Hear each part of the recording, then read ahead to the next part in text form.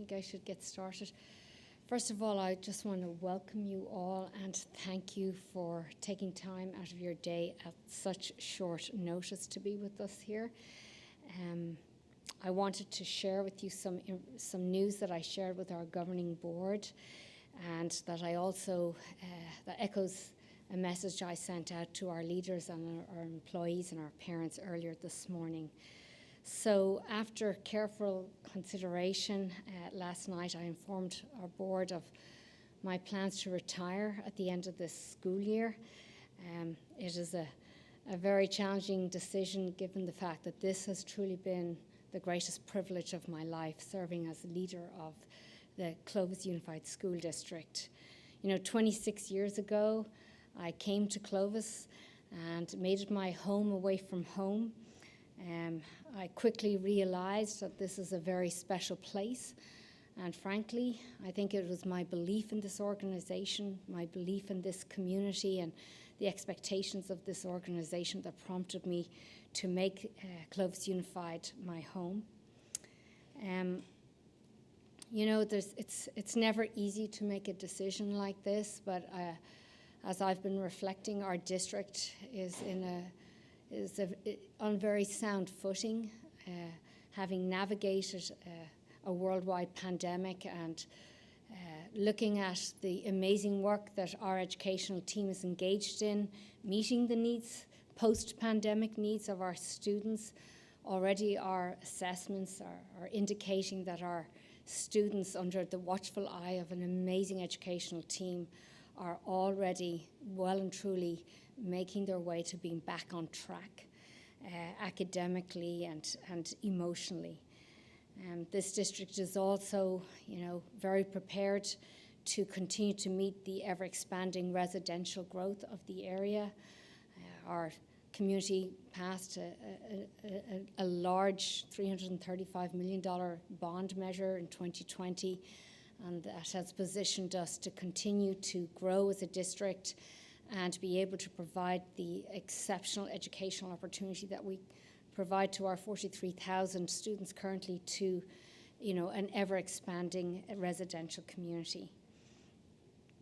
As I share this news with you, I want you to know that I've been working closely with our governing board, our president, David DeFrank, and he and his colleagues on the board, he'll share with you in a moment their plans moving forward. In fact, at this time, I think I'm going to turn it over to President DeFrank. Thank you, Dr. O'Brien. As you all know, Dr. O'Brien's been an exemplary superintendent who has put the needs of our students and our community first. It's at the forefront of all of her decisions. She's a selfless, graceful, and effective administrator, and her retirement is going to be a difficult time for us to acknowledge that there's a good challenge that we're going to have in replacing someone like Dr. O'Brien. And she has consistently shown that when we come together committed to a singular vision, and that comes from her team, from the values we've held as a district for decades, when we come together united behind that we can accomplish quite a bit, even through a global pandemic, even through a lot of the other challenges that we faced, and come out stronger all the more for it. Dr. O'Brien's accomplishments really speak for themselves. Her 26 years of commitment to this district are unparalleled. She has served in all of our important roles, from GIS and principal at Valley Oak, and principal at Clovis West, deputy principal, area superintendent, and throughout all of that time, she has continually shown how important the students are, how important our team is, and we'll be forever grateful for that. When Dr. O'Brien informed the board yesterday, as you might imagine, it was a very bittersweet time because, as I mentioned, we know how crucial she has been to our success over the last 6 years, especially as superintendent. And at the same time, she's a friend of ours, and we acknowledge that she needs to make the decisions that are right for her and for her family. And so she will be leaving with our full support and our encouragement. We don't just respect her decision, we encourage her in it and support her in it fully. With that, the governing board will be convening a special session Monday afternoon is the current plan, at which time we will discuss various issues, including specific timelines and criteria and procedures for selecting the next superintendent of the district. In terms of details, those will be forthcoming after the board makes decisions at that meeting. And at this time, I'll actually turn it back to Dr. O'Brien to field any questions you might have. Thank you.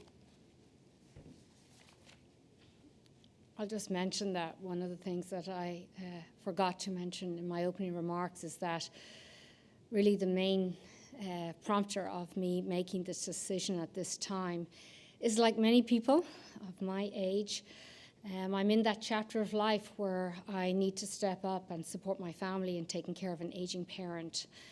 And it's really pulling at my heartstrings to be there for my siblings and my family.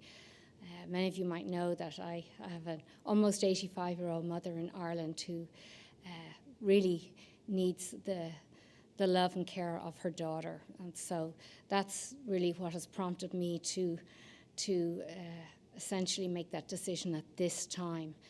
Because I can tell you, I absolutely love my job, and I'm doing it really for that reason. Yes? Looking over your career here in the last 26 years, obviously you have lots of passion that's there. Any moments that stand out or that is most memorable to you?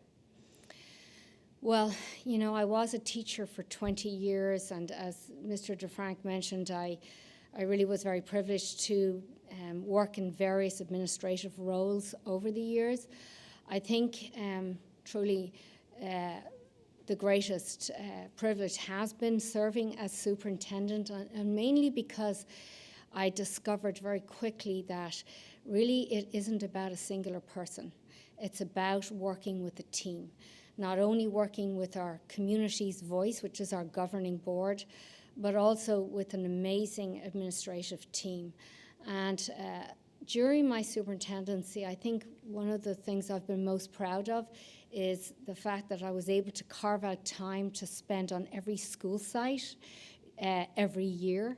And that enabled me to really be able to listen to every employee. When I visit school sites, it's not just the administrative team, but it's our teachers and our custodial staff and our campus catering staff, and to be really able to hear their concerns and be able to bring it back to the table so that we're constantly in the mode of listening and improving and really meeting the needs of our employees. Something Clovis Unified is very well known for is recognizing that our employees are our greatest resource.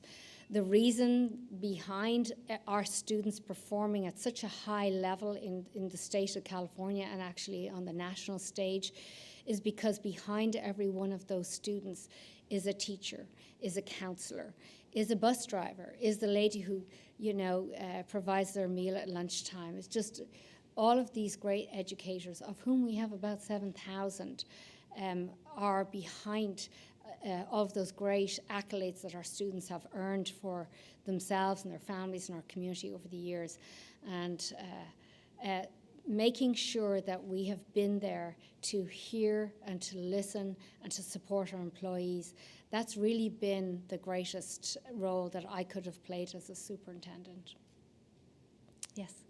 What advice would you give your ultimate successor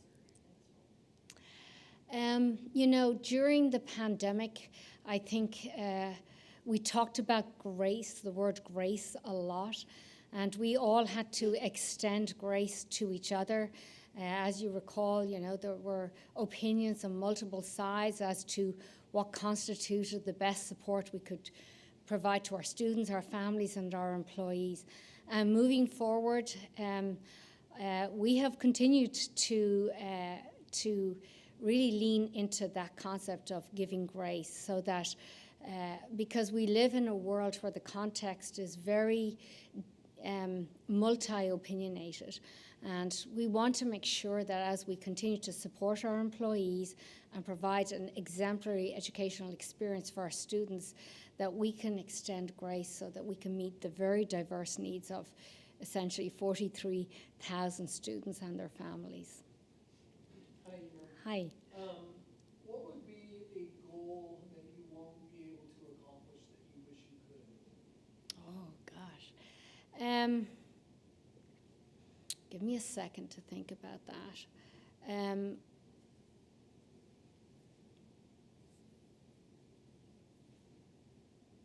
That I won't be able, well, I will tell you, I wish I could be there when we open the doors to our next educational centre, the Terry Bradley Educational Centre. I say that because there's a tremendous amount of planning and organisation going into literally opening an entire new area in Clovis Unified School District. It's very exciting, and it's going to have a forward lean as we kind of lean into the 21st century. And I am very aware of all the work that's going on behind the scenes with the construction and the city planning, and work with our governing board, work with our communities, you know, in terms of future work that's going to occur around boundary changes and things like that. So I would love to have been able to be there to see that to fruition, but I will tell you, I'm very confident of the team we have and our, you know, their collaboration with our governing board to make sure that that project, comes to fruition. You know, your reason for retiring is one that many people can relate to. Yes. My elderly mother lived with me for a time. Is it your intention to move back to Ireland? How's it going to work for you? So my intention is to be able to spend more time in Ireland so that I can support my siblings over there in caring for my mom. And so I do have two daughters who live here in the United States. And so my role as a mother, I'm still very active in that role as well. So I'll be splitting my time in between Ireland and the United States, but just having a little more flexibility to be more flexible and available for both of those important, you know, family members of, in my family, yeah. Would you like to see your successor come from Clovis Unified School? Well, you know, I will say that Clovis Unified were the 15th largest school district in the state. We are a very unique school district. We were, from the very outset, when Doc Buchanan established the district with the area concept and the competition model and the Spartanian concept and the partnerships with the community so that our community could continue to use our facilities. The district was set up with a lot of intentionality, and it really, after 62 years, continues to make Clovis Unified really be a very unique district in that respect. I'll also say our hiring process, where we, you know, our aim has a lot of words in it: to hire, develop, sustain, and value a high-quality, diverse workforce. We remain very committed to keeping that that culture of bringing the best person to put in front of our kids. And so it does make us very, very unique. And the leadership concepts that we've been developing over the years, and actually our Doc B Leadership Academy, which has been a partnership with our Foundation for Clovis Schools, has really helped us ensure that those leadership tenets continue now and into the future. And so as our board, you know, takes on this awesome task of finding that next person, I know that, you know, many of those leadership tenets are alive and well among our current leaders in the district, and that is something that I know that they'll be taking into consideration as they're deliberating on that. Is it correct you said you'll be serving through the end of Yes, I'll serve till the end of June, and while, as Mr. DeFrank mentioned, the board has yet to determine their timeline. I will be here to help transition that person into the new position and ensure that the district continues to have that smooth leadership right through the end of my tenure. I have a question for Mr. DeFrank. Explain or outline for us how the community will be involved in selecting the next superintendent. Yeah, community involvement is going to be an important part of this process moving forward. The exact details of that are going to be something that the board is going to need to come together and decide, and so that's going to be one of the purposes of our special session on Monday.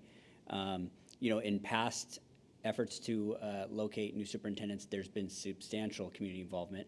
I anticipate that will occur again, but again, all the details of that will have to await Monday's meeting and the board's decision on that. Yes. Okay. Along those same lines, do you yet know if the board has any intention of doing a nationwide search or using an outside firm? Yeah, again, those are going to be decisions that the board will leave either for Monday, or I anticipate that the board may decide to establish a working group of less than a majority of the board to kind of delve deeper into those questions. But again, all of that is going to have to wait for our meeting on Monday and whatever the board decides on that.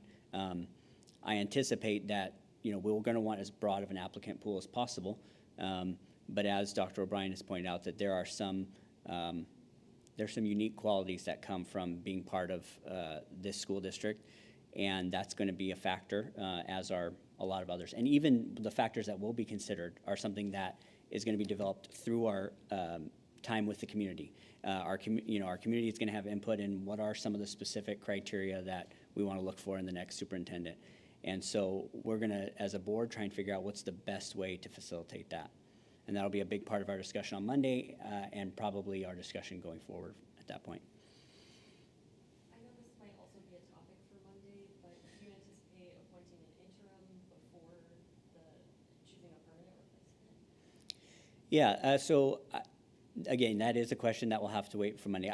I'll just say, I can speak on my own behalf, and I'll say I don't anticipate that personally, but again, that's going to be a decision for the entire board, and something that I can't speak on their behalf at this point on.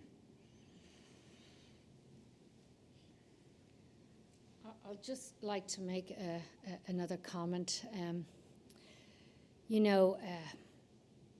The world is a very complex place, and educating the next generation is something that is truly one of the most important things that we can do as a society. And in my life, I've tried to be very true to what I believe in as an individual.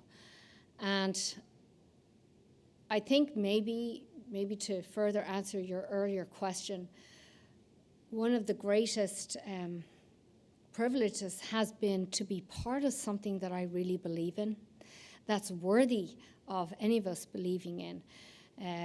I believe in the overall mission and goals and aims of Clovis Unified. I believe in the amazing team of 7,000 people who have continued for 62 years to ensure that that goal and mission and aims continue to be provided to this community. And I believe in our governing board and our administrative team to ensure that those very precious things are maintained into the future. There's not that many things out there that we can say that we really, really believe in. But for sure, Clovis Unified is worthy of that belief.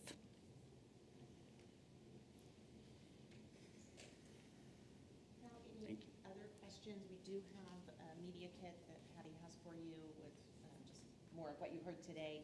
I know we will continue to keep the media up to date through similar briefings and information on our website and sent directly to your newsrooms. So if you have any other questions, please feel free to reach out to me and I'll coordinate that. But this concludes our briefing today. So thank you very much for being here.